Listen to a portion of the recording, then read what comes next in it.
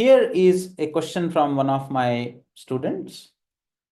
I am currently in the 4th month of pregnancy and I have a history of depression that lasted for a year. This was 3 years ago, which, she was able to manage successfully with our guidance using the practices like Surya Namaskara, Bastrika, Nadi Shuddhi, and Om chanting.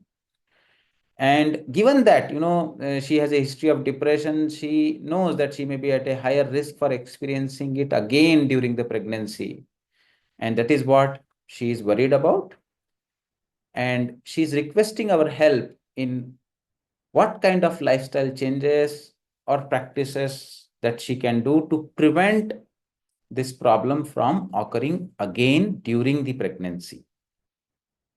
So before we, go into asking the questions to our students and the experienced yoga practitioner who are here with me, let me just give a brief about the depression during pregnancy. The epidemiological studies show that women are twice more likely to suffer depression than men. 1 in 8 women will struggle from depression in her lifetime. And you can see, huge percentage, 14 to 23% of the pregnant women experience depression during pregnancy or antepartum, depression, and 5 to 25% experience depression postpartum. 1 in 5 women experiences depression after the delivery. So this is known as perinatal depression, which is a form of clinical depression that if it affects during the pregnancy, it is known as prenatal, and post-delivery within that 1 year, it is known as postpartum. Both prenatal and postpartum are considered within the domain of perinatal. So perinatal depression is a major issue. Post-COVID, we have observed further increase in the prevalence of these conditions. So what are the risk factors, when a pregnant lady gets into depression? One very important risk factor is maternal anxiety, especially if there has been a history of complicated pregnancies before, or the person has undergone a long, wait and frustrating treatments related to infertility, or early in the pregnancy, if there are any indications, regarding the proper growth of the baby, it generates a lot of anxiety, So that is one risk factor. Early pregnancy, if the pregnancy happens before the 20 year of age, then also the person is at a higher risk of depression. Any habits, if they have been there, alcohol or smoking increases the chances of depression. If the person has lack of social support, pregnancy is one time where there is lot of emotional upheaval that takes place because the life suddenly changes. The body image, the way the person feels about oneself completely changes. And there is also a change in the dynamics of relationships. So that requires a lot of social support. If that is not there, it becomes a risk factor for depression. Similarly, if the pregnancy has not been planned and it is sudden and the person is not prepared for it, certain complications related to pregnancy, poor relationship quality, as I already told, people with history of physical or sexual abuse, they are also more prone.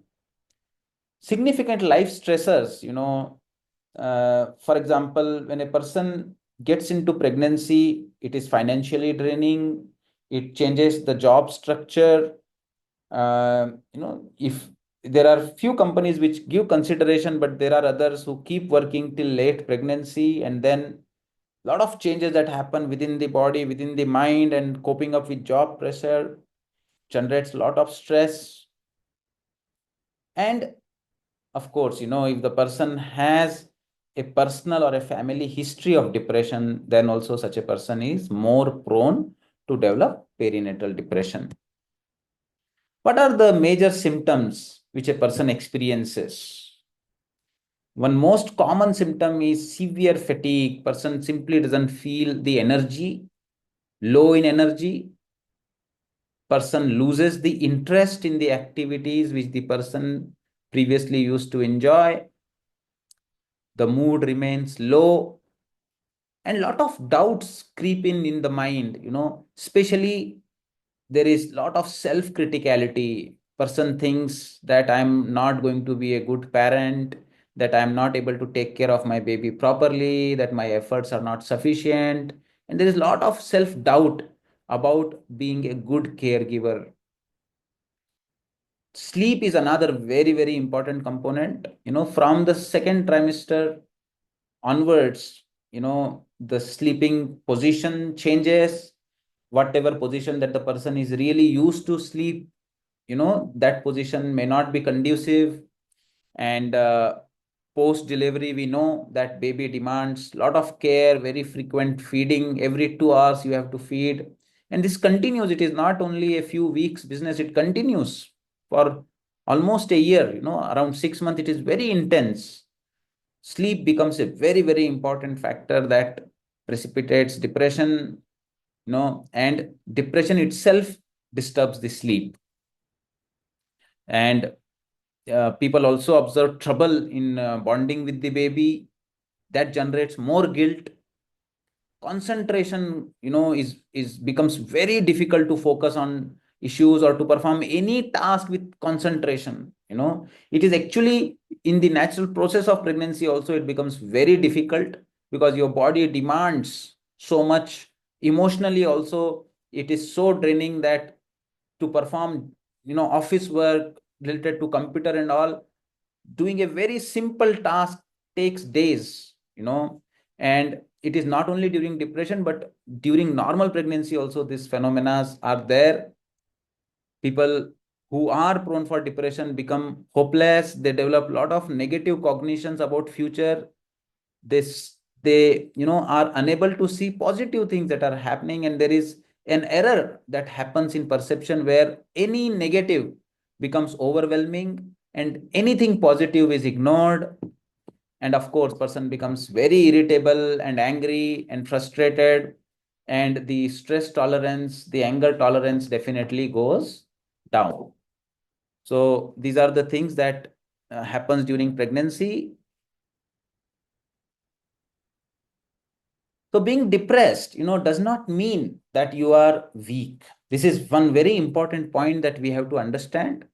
Depression is a biological problem, and it is not something which is there in the hand of the person. You know, there is a disease model, there are neurotransmitter, there are circuits in the brain, and it can affect anybody. It can affect anybody. Of course, some people who have more genetic risk, but depression can affect anyone.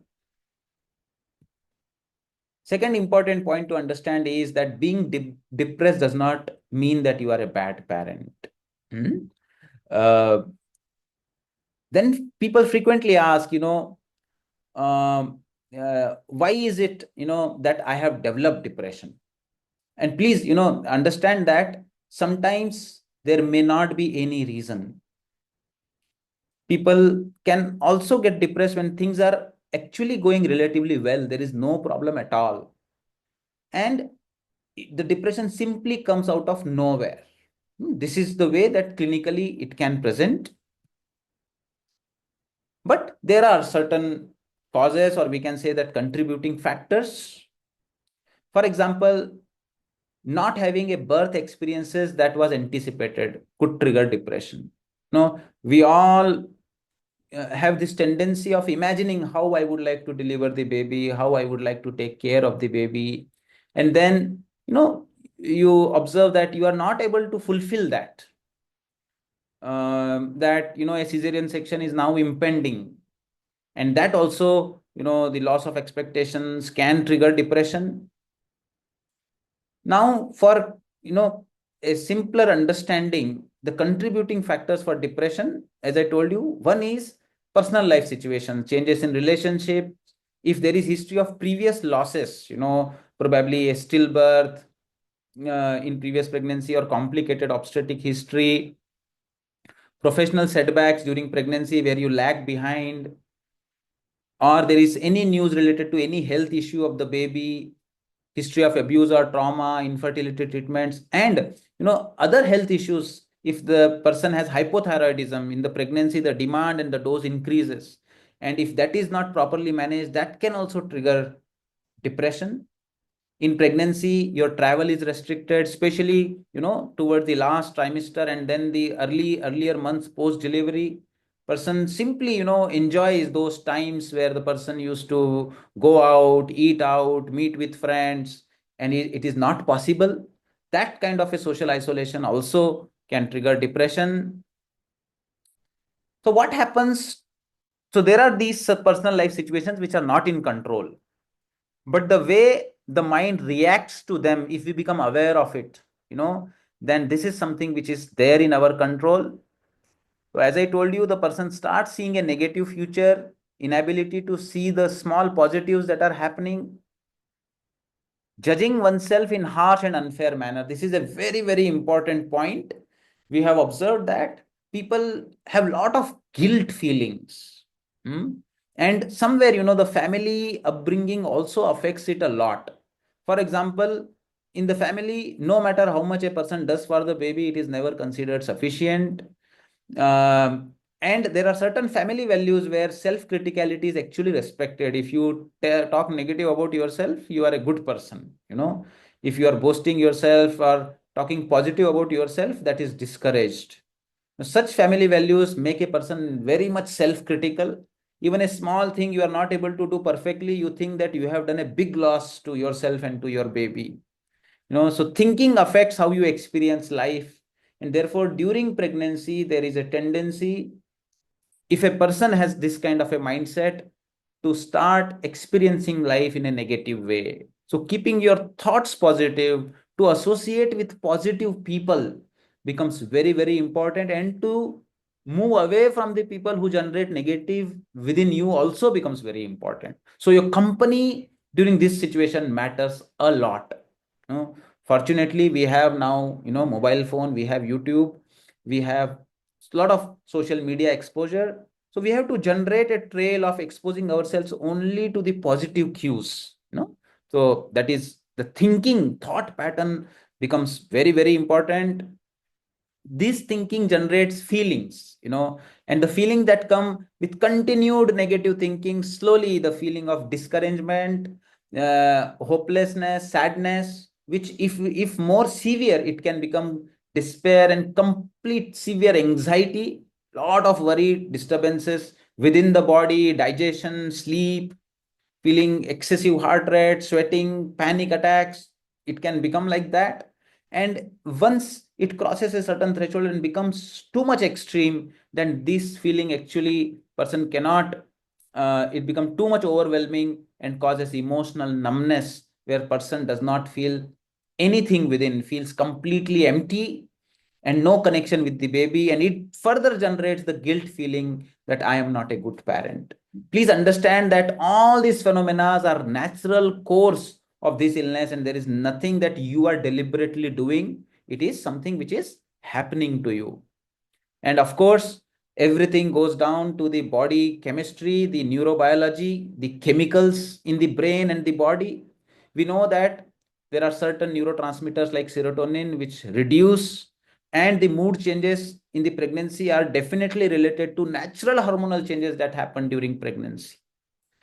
Here it is important to differentiate the transient baby blues, that we experience after delivery, from postpartum depression. One very important point to differentiate is that the low mood can be transient. It may last for a week or 2 week, but it may not go beyond that. If it exceeds 2 weeks, then probably the time has come that you should do something about it. And the body chemistry, younger the pregnancy, the more difficult it gets for the body to get adjusted. If there is past history of depression, family history of depression, genetically you become more prone for such imbalances. And disturbance in sleep also contributes to these chemical imbalances. So then, once the situations become overwhelming, the thought process becomes negative, the feelings becomes of more discouragement, and the feelings are not in your control and they overwhelmingly take you toward depression. Body chemistry contributes to that. Then ultimately you see that in your behavior changes start happening. You start giving up activities that you used to enjoy.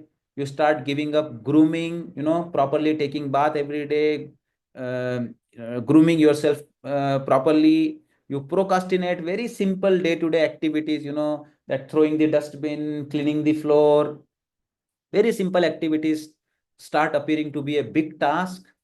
And when people call you, when people want to talk to you, you start ignoring their phones and you start ignoring talking to people. These are the behavioral changes which happen because of the phenomena of depression. So these are the conditions, these are the cues, which you should perceive and mentally prepare yourself if any of these things is happening, to come out of it and to prevent it further from increasing. If you have history, then you should adopt, certain, as the person asks, certain lifestyle aspects to prevent it. So now the question comes, what can the person do about it? This particular person who has asked the question. So now I would like to request my students or the experts here to please share their views. What do you think? What advice would you give, Saurindra or Tarana? Morning, sir. Yes. Sir, it was a nice presentation. Sir, from the presentation, I got 2 points that during this postpartum depression, there are two aspects. One aspect is personal thought that is always going because there is a new person, new baby with that mother. Now she has to take care of it. She is very anxious. Now it is common. We can't change this thing. It will be there. It is natural and it helps her to become a good mother.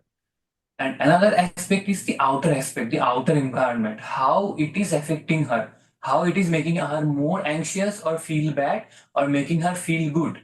Yes. So avoid that part. It is more important to have a good, healthy family relationship Mm. and partnership with their husband also. So this kind of anxiousness will be there if she will be able to take care of baby properly. She will be take care to grow this baby into a pure good human being.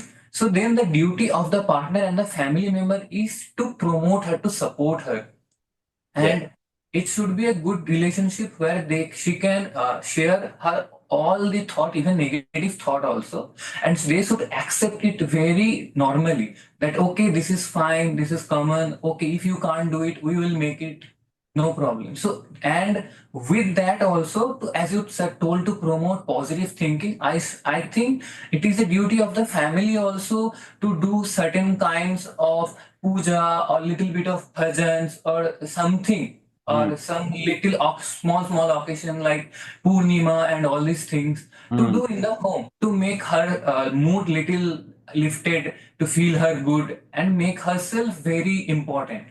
I think, sir, that is my aspect to come out of this thing. Beautiful, beautiful, Saurindra.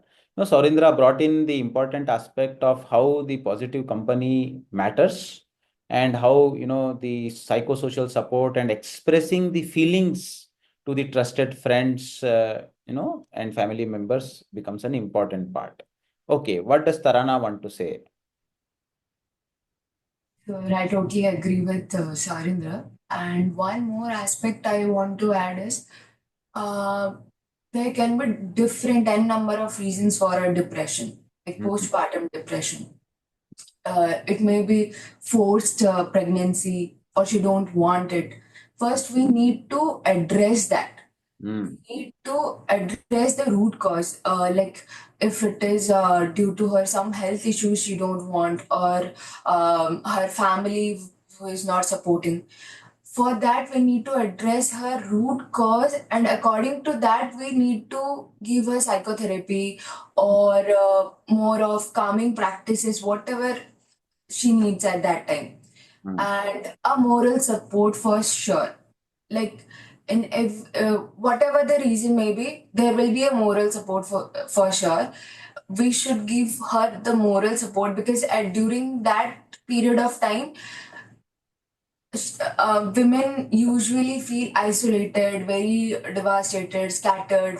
So I feel this can be one of the reasons to address the root cause first, and then we can go as Sorendra said, like for the reason. Tarana has brought in a very, very important aspect, which is psychotherapy. There can be a preventive psychotherapy also, a continued psychotherapy, at least one session in 2 weeks should happen throughout the pregnancy and post-pregnancy. She should be in touch with a mental health professionals and keep talking to them. If depression becomes severe, then the mental health professional should refer her to a psychiatrist. And there are very good safe antidepressant that can be taken during pregnancy now. There is no problem at all. So one should not be shy, of taking medications, because ultimately all these kind of help, psychotherapy, medication, lifestyle changes, are going to improve her bonding with the baby, because her bonding with the baby is very critical for the neurodevelopment of the baby as well later. Hmm? So both of you have brought in very, very important issues. Let me hear from the experts who are here. Anybody else would like to share or add anything else?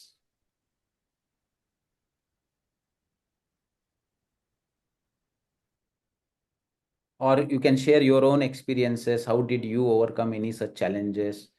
I'm sure there are many people who would have, experiences these challenges during their own pregnancy. Sir, Help you. Yes. sir, I have one question. Like the question you put, what I read is now she has overcome from her depression and now she is feeling anxious. Is it like this? She's feeling anxious, like whether she will be into that situation again. Yes, yes. And whether she will be able to, become a Can we mother call or not. that as depression or leading to anxiety Yeah, now? currently she's anxious about it. She's not depressed. She just wants to know how can she prevent it from occurring again. Yes. So, anybody else would like to share any views? People who are online? Yes, Preeti ji, please unmute. Dr. Preeti is a renowned pediatrician. Uh, okay, let me just. Yes, Preeti ji, please unmute. Good morning, sir. That was a wonderful presentation and very nicely put forth by the students as well. So, I think talking to the lady would be my first kind of point, which I would say, and to address her concerns and how did she manage before? What are the things which worked out for her before? Yes, Sometimes when we tap on those things, it really, it makes a lot of difference because there's some things, it may be just simple things like listening to music, going out for walks. She felt much better, you yeah, know. And in that process of anxiety, we tend to overlook things which have already worked for us well before. correct. So I think that would be one point. And if there is any health issues, it could be diabetes, like you said, hypothyroidism. And Yes, so, is that medication okay? Is she doing that? Is she because sometimes they'll have all these myths that if I take medication during pregnancy, it is not good. I should not correct. take any medication. So we have to kind of ensure that physical health part. Yes. And I would also like, to go for these antenatal checkups to the Mm, gynecologist. I wish the gynecologist also, apart from, doing the routine care, antenatal care, also ask one question, maybe, how are you feeling? correct. Anything which makes you upset. So because the gynecologist is the first point of contact, even if they reach a mental health professional, I think that's extremely important. And the pregnant lady should have the confidence to not only share her physical health problems but also her emotional and mental health problems. And Yes, I think media is a two-edged sword.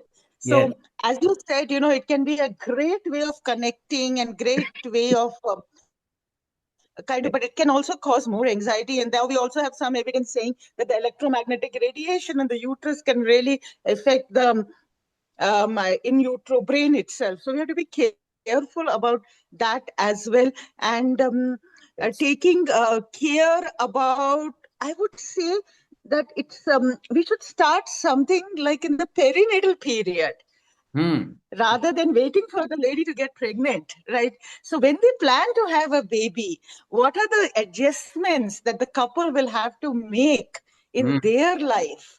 And it should be a very informed decision to have a baby. So you become a parent when you start thinking about a baby itself. So I think that would be a great protective factor about how to cope up. And sharing my own experience, I had pre-eclamptic toxemia. I had a premature baby, and I had a very, very stormy pregnancy as well. But I had immense support of my in-laws, my parents, my husband, and that really helped me to cope. So that was what I thought I would share. Thank you, Preeti ji. No, such immensely valuable advices and sharing your own personal experience with us. No, very inspiring. We are really lucky that we have Preeti ji with us. Aspects which I can modify, there are aspects which I cannot change, So then I Yeah. have to use positive coping strategies. People around me, if I cannot change them, I have a choice of deciding what kind of people I want to remain associated with. So that is something that I should try to do. Let us hear from Umaji. Umaji, what do you want to share? Thank you. Thank you. Namaste ji. Namaste ji. Good morning. And Yes. I have a perception for the social factor. A Yeah. societal way, the pregnant lady will be very anxious because of the what type of gender the child will be, because of the pressure. Because I have attended a client of such kind. This is the second child, and the in-laws and the husband wanted a boy. So that was the greatest anxiety for the lady, anxiety, and it turned to depression also. And Oh. yeah, and then it took a long time for me to convince her in-laws and her husband. It took a longer time, sir. She more than even her husband he was in the pressure because his parents wanted a boy. The first one was the girl, and the second one should not be a girl.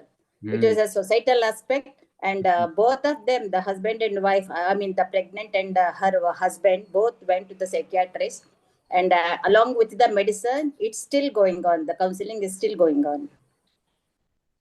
So I So, just wanted to say, bring out that point too. yes.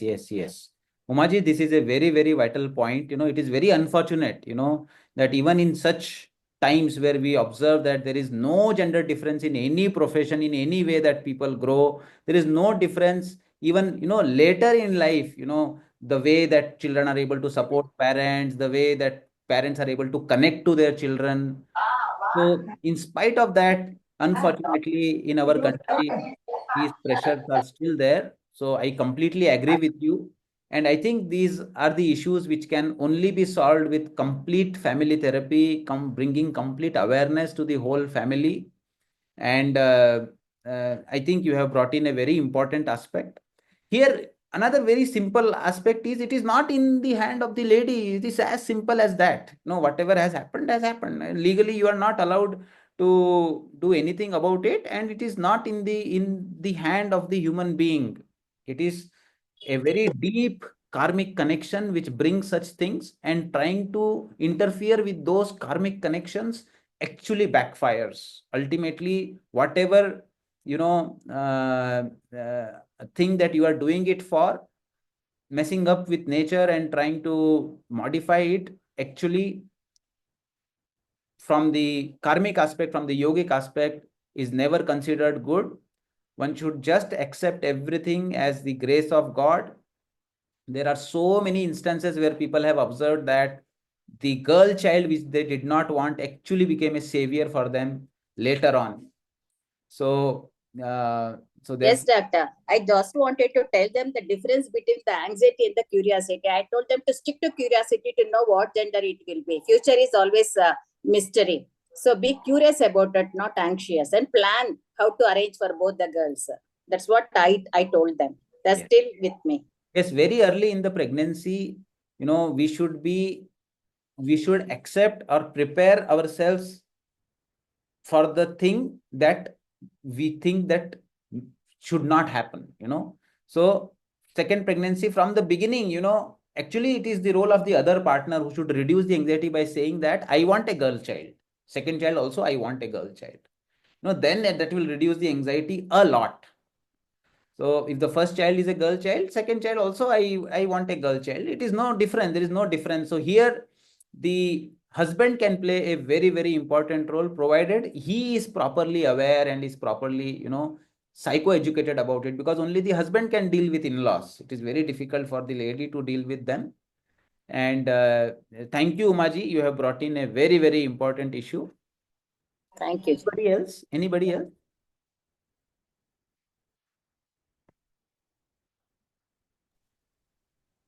Yes, Shobhana ji.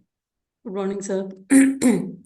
I know one lady who went through like this pregnancy depression, same thing, like second child, will it be a girl and all that. So basically, how she and overcome the depression is she started engaging herself. She was a housewife. She was just sitting at home. The first pregnancy, everything housewife. So second pregnancy, she got a volunteering opportunity. So she started engaging herself and she started going to government school to teach English. Wow. That actually helped her a lot. She being with the children and getting engaged. After that, she goes back and take care of the first child. So she doesn't have time to think about all this. So she engaged herself and she overcame her depression and she's completely fine now. She's delivered the second child. It's a girl child only. She's completely okay. So One. engaging yourself instead of sitting and thinking what will happen, what will not happen, do something which you are happy about. I think that helps a lot. Yes, yes. Doing more than thinking and positively towards Karma Yoga, selflessly contributing to uplifting the society, the others, definitely gives a positive feeling and removes the depression. Very good, very good. Okay. Are there anyone who wants to share anything else? Fine. So let us see. So what I thought was that this situation demands well-being at all the 5 layers of existence which the Taittiriya Upanishad describes, Panchakosha model of yoga. There is a physical layer where there are chemical imbalances. There is pranic layer where there are pranic imbalances, emotional layer, emotional imbalances, layer of insight and intellect where the thoughts are not going properly, and the layer of bliss which is not accessible right now. So what should you do? Let us go layer by layer. First, I think that regular physical activity should be planned from the beginning. It is not only for preventing depression in this person, but for any pregnancy. 10,000 steps per day. Now everybody has watch. Everybody should make it a habit that this is the minimum physical activity that the person should do. While walking, it is very important to wear properly designed shoes which support your arch of the foot. And while walking, it is important that when you walk, you put your heel first. While standing also, the body weight should be transferred to the heels and it should be equally on both the feet. Always have a tendency to put your body weight onto the heels. And we all know the person, has herself done the practices. Backward bending, mild backward bending asanas are something that is promoted. Later in the pregnancy, you do not perform any forward bending asanas or prone asanas, of course. And you can also do twisting asanas, lying down supine asanas. But the most beneficial ones are mild backward bends to improve the mood. Second is about diet. Very important that person takes sattvic diet, means the diet according to the season, rich in fruits, fresh vegetables, juices, tender coconut. Vitamin B12 supplements may be required. Vitamin D, if possible, expose oneself to the early morning sun for at least 15 minutes. The vitamin D and depression are very much connected. Omega-3 fatty acids supplements can be taken because they are also have a preventive effect towards depression. Then second comes the light therapy. People have also observed that certain kind of light, actually can improve the mood, especially the blue light, white light. These are the kind of light researchers have shown that have a mood enhancing effect. But best is to expose oneself to the morning sunlight. Then at the pranic layer, we know that there are Surya Nadi and Chandra Nadi, and in depression, the Chandra Nadi becomes overactivated and Surya Nadi becomes underactivated. Right nostril is the Surya Nadi, left nostril is the Chandra Nadi. So the person should start performing selective right nostril breathing. Close the left nostril with the ring finger of the right hand, breathe in from the right, breathe out from the right. Try to slightly prolong the exhalation. Perform this 27 breaths 3 times in a day. This is a very, very good practice to bring back again and again the right nostril dominance. Then, of course, Kapalabhati is contraindicated later in the second and third trimester of pregnancy because of the pressure on the abdomen. But Bhastrika doesn't have any such problem. With Bhastrika, you can breathe in, breathe out. With whatever intensity that you can do, just use your full lung capacity, throw all the carbon dioxide out and take fresh oxygen in every day in the morning before breakfast. Perform this before lunch and before dinner. So you can perform selective right nostril breathing and Bhastrika. First do Bhastrika, then Surya Nadi Pranayama. Make it a routine before every meal. Then it will have a very important impact on opening up the pranic blocks and bringing a balance in the pranic energy. So first you open the pranic blocks by performing Bhastrika Pranayama 20 breaths, and then close the left nostril and perform only the right nostril breathing for 27 cycles. I think these are very simple advices which any psychologist, any pediatrician, any gynecologist can add into their clinics. So this is another thing. Third thing is at the layer of the emotion. At the layer of the emotion, I would feel that talking to family and trusted friends, associating oneself with a positive company becomes very, very critical. Then person can also write about the feelings, because the emotions somewhere in an unattached way, they should be expressed. After you write it out, you can tear it and throw it away, but then expressing becomes very important. No need to read the same thing again and again. And then connecting to God, connecting to something higher, performing a continuous Nama Japa to overcome the anxiety, performing wholehearted prayer. So in prayer, rather than asking something, the prayer should be to develop a strength to surrender to God and accept everything that God offers with grace. Then as Pritiji was saying, listening to devotional music, chanting mantras, Vishnu Sahasranama, chanting Om, listening to the sound of Om. These are very, very important positive things. Ganesh mantras, Vignahartas, Havana or Puja, these are all very good activities that can be performed to manage and channelize the emotions. Going regularly to temple and participating in religious activities, which also allows social connect. Then from the Vijnanamaya Kosha, reading 5 slokas of Gita from the 7th chapter to 12th chapter. I do not recommend the earlier chapters of Bhagavad Gita because there the karma sannyas and those sannyas yoga in the 4th and 5th chapter may not be very conducive for this kind of a situation where you actually need attachment to life. So here the aspect of bhakti only needs to be strengthened, and therefore focus on 7th to 12th chapter of Bhagavad Gita and every day read 5 slokas and contemplate on their meanings. And talk to a trained mental health professional at least once in 2 weeks. A continued psychotherapy, because the professional advice as early detection of some symptoms becomes very important. Also, consider medicines as your friend, and if the doctor prescribes something, be very compliant with it, take it regularly and have trust in God, that ultimately at the end everything will be good.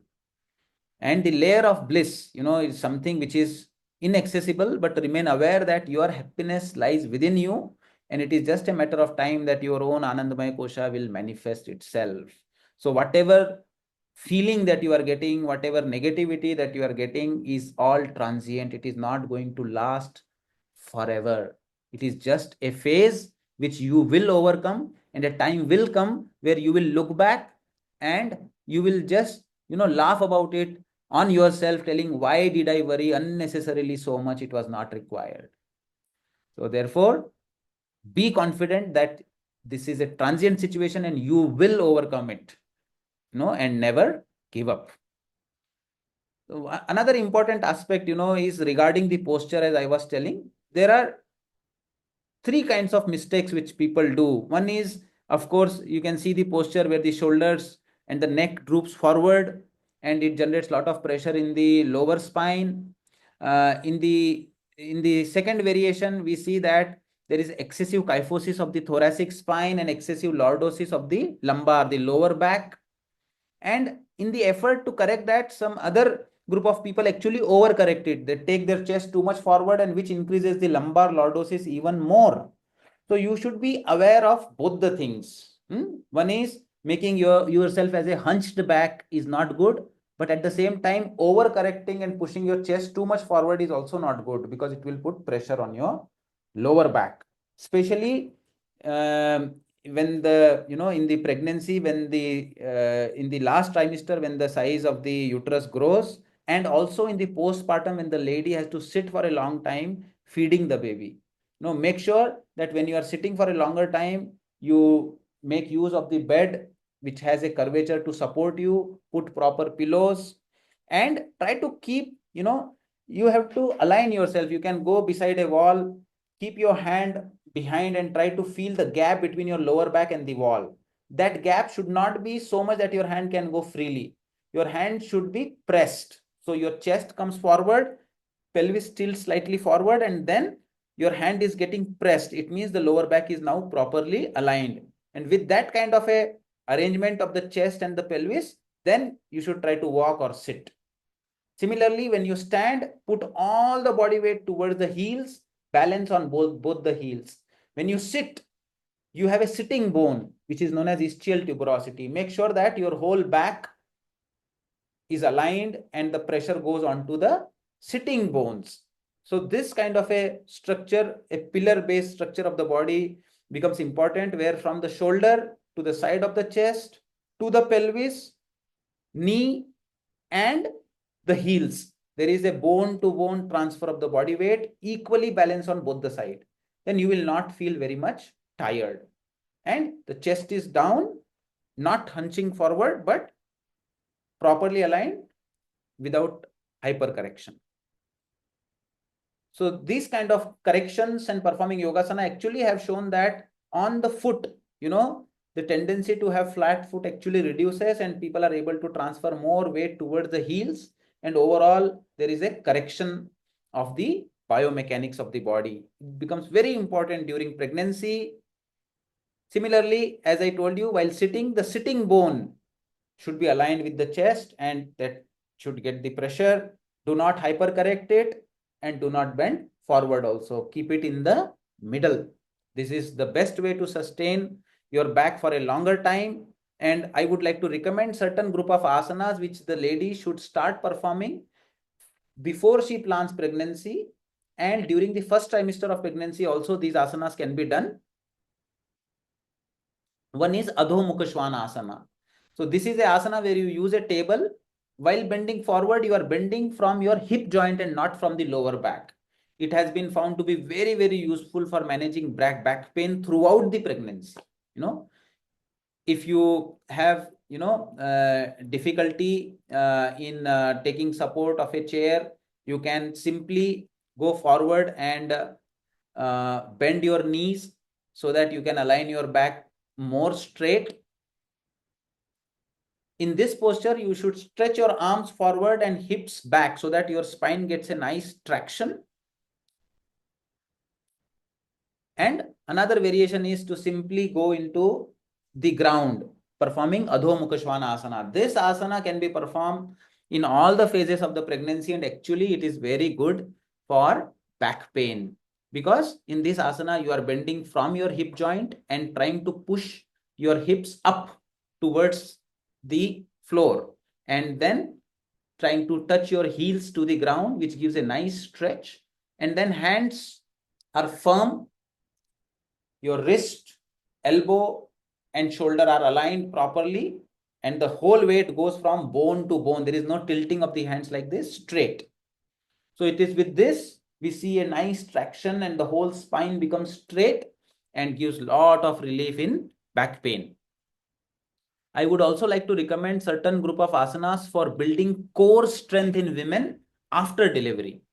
You know, number one asana is Naukasana. So this, a lot of YouTube videos are there to properly do it. But this asana is number one asana for improving core strength after delivery. There is another asana which is known as the cat and cow pose, the tiger breathing aspect, Vitilasana, where you breathe in, look up, and breathe out, look down, and make your back curvature go up and down. To enhance the core strength, you can do this same asana while putting your weight on the toes and lifting the knee slightly above the ground. That way, it works on the core even better. Sarpasana is another asana which is very good asana to improve the core strength. You should try to lift your chest up and the abdomen up to the navel region and look towards the ceiling. So this is another asana, and Setu Bandhasana, the bridge pose. Bridge pose can be done in all the phases of pregnancy. Cow can be done in all the phases of pregnancy. Sarpasana should not be done in the second and third trimester of pregnancy.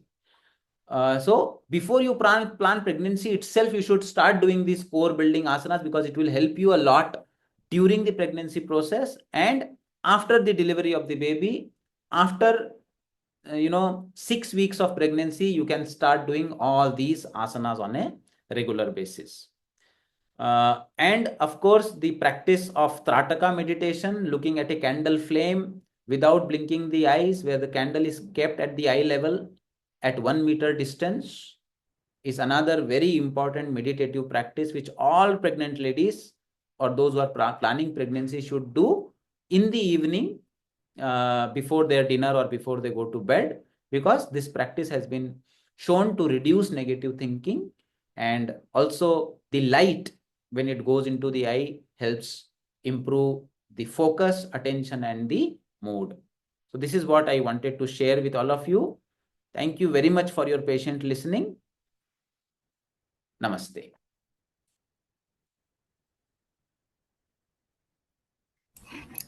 Good morning, sir. Very nice session. Thank you so much. Can you please post this session on YouTube?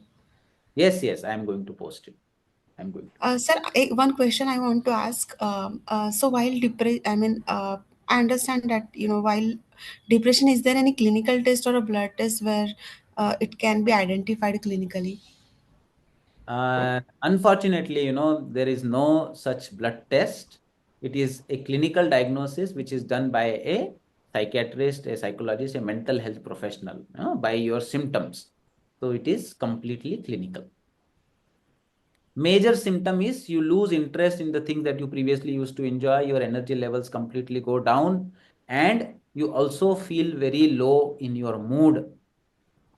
And the symptoms last for more than 2 weeks. Otherwise, if it is less than 2 weeks, the mood changes can be natural or normal. Okay, sir. Yeah. Thank you. Thank you. Thank you very much. Namaste. See you all. Bye.